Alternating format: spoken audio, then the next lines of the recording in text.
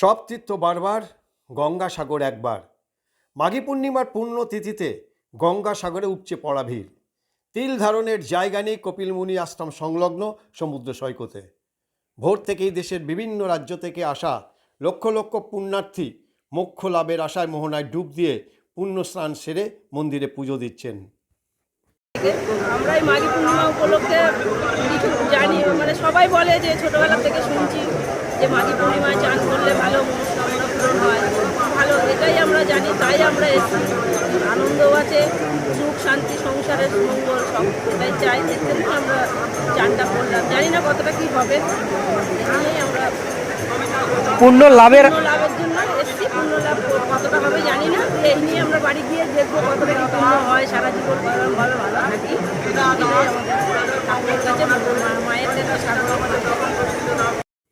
ভিড় সামলাতে নজরদারি রাখছে প্রশাসন। নিরাপত্তা জোরদার করা হয়েছে ভোররাত থেকেই। পুণ্যার্থীদের বাড়ি ফেরার জন্য সমস্ত রকম ব্যবস্থা করেছে জেলা প্রশাসন। আমাদের রাত 3টে থেকে আমাদের এখানটা স্নান শুরু হয়েছে। আমাদের সকল সিভিল ডিফেন্স কর্তব্যরত আছে। যদি কোনো রকম আপদ বা বিপদ আসে তারা এই মুহূর্তে ঝাঁপিয়ে পড়বে। আমাদের ডিজাস্টার মুভমেন্ট ওয়াটার উইংস থেকে দুটো আমাদের স্পিড বোট আছে এবং আমাদের থানা থেকে একটাও দিয়েছে। কিন্তু আমাদের যেসব সকল ছেলেরা অ্যাকচুয়ালি তারা রাত 3টে থেকে সারা রাত প্রথম ডিউটি করেছিল, তারপর আবার তাদের 2 ঘন্টা মাঝখানে রেস্ট দেয়, তারপর তারা আবার ডিউটি শুরু করে। বর্তমান আমাদের সাগর ব্লক প্রশাসনের মাধ্যমে আমাদের এখানকার যাত্রী যারা এই সাত সকালে টয়লেট করবে তাদের জন্য আমাদের মোবাইল টয়লেট ব্যবস্থা, জলের ব্যবস্থা, খাওয়ার ব্যবস্থা সব রকম মোটামুটি আমাদের ব্লক প্রশাসন করেছেন।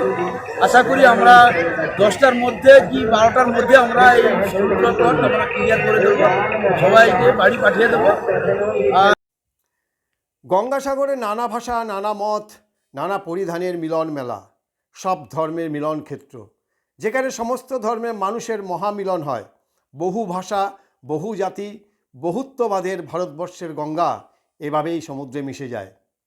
ব্যুরো রিপোর্ট, বাংলার খবর।